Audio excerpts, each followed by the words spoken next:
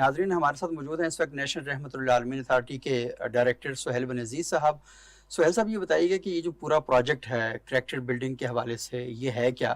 اور اسے کیسے آپ لوگ نافذ کریں گے تعلیمی اداروں میں؟ بہت شکریہ سبق سید صاحب. آج ہمارے لیے بہت خوشی کا دن ہے کہ پاکستان کی تاریخ میں پہلی مرتبہ کردار سازی کا نصاب بنایا گیا ہے اور آج اس کا اجرا کیا گیا ہے. سب لوگ یہ بات جانتے ہیں کہ پاکستان میں اگر ہم مختلف بحرانوں کی بات کرتے ہیں، آپ بات کرتے ہیں کہ معیشت کا بہت بڑا مسئلہ ہے پاکستان میں، روزگار کے مسائل ہیں اور بہت سے لوگ بہت سی دیگر باتیں کرتے ہیں، پر جہاں ان سب چیزوں کو غور سے دیکھیں اور ایک جگہ سب کو سمونا چاہیں تو ہمیں نظر آتا ہے کہ اصل میں یہ کردار کا بحران ہے. شاید ہمارے مدارس، شاید ہمارے اسکول، ہماری یونیورسٹیاں، ہماری ایون وہ جو گھر کا انسٹیٹیوشن تھا، خاندان کا انسٹیٹیوشن تھا، وہ شاید اس عمر میں ناکام ہوا کہ لوگوں نے بظاہر تو اپنے آپ کو دکھایا کہ یہ میری پرسنالٹی ہے، لیکن جب بات کردار کی آئی تو کردار شاید اس طرح کا نہ ہو سکا کہ جہاں پہ اگر رات کو کوئی پولیس والا نہ بھی کھڑا ہو اور کوئی بھی قریب موجود نہ ہو اور ٹریفک سگنل ریڈ ہو جائے تو گاڑیاں خود بخود رک جائیں، یا یہ کہ گاڑیوں سے کوئی بھی کھڑکیوں سے کوئی چیز باہر نہ پھینکے، یا یہ کہ نظر آئے کوئی چیز کوئی زمین پر تو نبی کریم صلی اللہ علیہ وآلہ وسلم کی سنت کے مطابق کہ راستے سے کوئی بھی رکاوٹ ہٹانا وہ بھی ایک صدقہ ہے، اس طرح سے وہ سب اس طرح کا عمل کریں. تو یہ ہم بدقسمتی سے نہیں کر پائے، لیکن خوش قسمتی یہ ہے کہ کم از کم ہمیں احساس ضیاں ہے،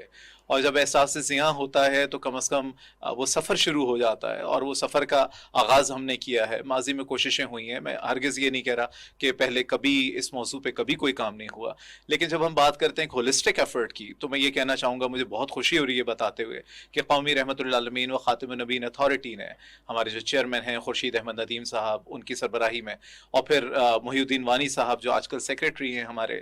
وفاقی وزارت تعلیم و پیشہ ورانہ تربیت کے، جس طرح کی متحرک ان کی شخصیت ہے. اور یہ دونوں شخصیات کو اگر میں دیکھوں، ایک کامن چیز دیکھوں، تو مجھے یہ نظر آتی ہے کہ both of them are men of thought and action, کہ نہ صرف وہ سوچتے ہیں، ایک مفکر ہیں، بلکہ اس کے ساتھ ساتھ عمل کے بھی حامی ہیں، اس کے عادی ہیں اور کام کر کے دکھانے والے ہیں. تو یہ اسٹریٹجی کچھ یوں ہے، یہ کریکولم کچھ یوں ہے کہ ہم نے کردار سازی کو دیکھا کہ اس میں قرآن ہمیں بہت کچھ بتا رہا ہے، احادیث کی روشنی میں ہمیں کردار کے بہت سے پہلو پتہ چل رہے ہیں، 21 سینچری سکلز ہمیں بہت سی پتہ چل رہی ہیں. پاکستان کے انٹرنیشنل بہت سے معاہدے ہیں جس میں ہم نے بات کی ہے، SDGs پہ، سسٹینیبل ڈیولپمنٹ گولز پہ ہم نے سائن کیا ہے، 1973 کا آئین ہے، UDHR ہے، 1981 میں آپ کو پتا ہوگا اسلامی سربراہی جو کانفرنس کی تنظیم ہے اس نے ایک ہیومن رائٹس کا ایک الگ چارٹر کیا تھا، and there are so many other things. تو ہم نے پھر ان سب چیزوں کو دیکھتے ہوئے مختلف اداروں کو ساتھ لیا اور اس کے بعد کچھ چیزیں مرتب کی، 4 حصوں میں اسے تقسیم کر لیا. ہم نے کہا کہ پہلا حصہ ہوگا جہاں پہ ہم فرائض اور ذمہ داریوں کی بات کریں گے، رائٹس اور رسپانسبلٹیز، اور اس کے بعد ہم نے کہا کہ ہم بات کریں گے مورل کیریکٹر کی، جس میں سچائی، ایمانداری اور اس طرح کی چیزیں. رسپانسبلٹیز میں جب ہم تھے تو وہاں ہم نے شروع کیا ذات کی، اپنی ذات پہ آپ کی کیا رسپانسبلٹی ہے، سیلف رسپانسبلٹی کیا ہے، اللہ سبحانہ و تعالیٰ کی ذات کی، اس کی ہماری کیا ذمہ داریاں اس کی، اور اس کے کیا حقوق ہیں، اور اس طرح سے نبی کریم صلی اللہ علیہ وآلہ وسلم سے، ان سے محبت کے، عشق کے، ان کے اتباع کے وہ کیا تقاضے ہیں. اینڈ دین آگے چلتے ہوئے ہیومن رائٹس کی بات ہے، اینیمل رائٹس کی بات ہے، انوائرمنٹ کے مسائل ہیں بہت سارے، تو اس کا حل ہم کیسے نکال سکتے ہیں. مورل کی ہم نے بات کی. اس کے بعد ہم انڈیویجول اور پرفارمنس کیریکٹر پہ آتے ہیں کہ جہاں پہ ایک بچے کو اس قابل ہونا چاہیے کہ فیصلہ سازی کر سکے، کہ اس کے سامنے بہت سے رستے کھلیں اور وہ یہ طے کر سکے کہ صرف اس وجہ سے نہیں کہ مجھے کسی بڑے نے یا میرے دوست نے کہا ہے کہ یہ چیز کر لو تو میں یہ کر رہا ہوں، بلکہ وہ اپنے فہم کو دیکھتے ہوئے، ماضی کے تجربات سے سیکھتے ہوئے، مستقبل کو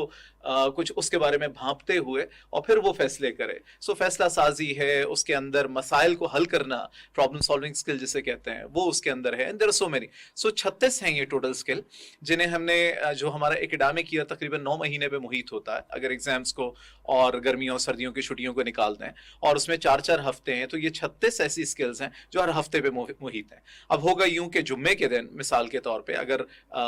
ہفتے کا آغاز منڈے سے ہو رہا ہے، سو جمعے کے دن انہوں نے اناؤنس کر دیا اسکول کے اندر کہ اگلے ہفتے ہم بات کرنے جا رہے ہیں مثال کے طور پہ جانوروں کے حقوق پہ. اور پھر اس کے بعد یہ کہ گھر پہ ایک لیٹر چلا جائے گا کہ پیرنٹس کو کہا جائے گا کہ جی آپ گھر میں جب لنچ پہ بیٹھے ہیں، بریک فاسٹ پہ بیٹھے ہیں، ڈنر پہ ہیں، آپ اس بارے میں گفتگو کیجیے. اسکول میں تمام ٹیچرز جو ہیں، کالجز میں تمام ٹیچرز جو ہیں، وہ کہیں نہ کہیں اپنے گفتگو میں ان چیزوں کو زیر بحث لائیں. اس کے بارے میں کوئی ڈاکومنٹریز، اس کے بارے میں کوئی پروجیکٹس، کوئی سروس لرننگ کا پروجیکٹ. ہمارے یہاں آپ کو پتہ ہے اسٹرے ڈاگس کے لیے ایک وہ شروع ہوئی تھی، یہاں پہ ایک سینٹر بھی بنایا گیا تھا. وہ ساری چیزیں، کچھ ایکسپرٹس کو بلانا، کچھ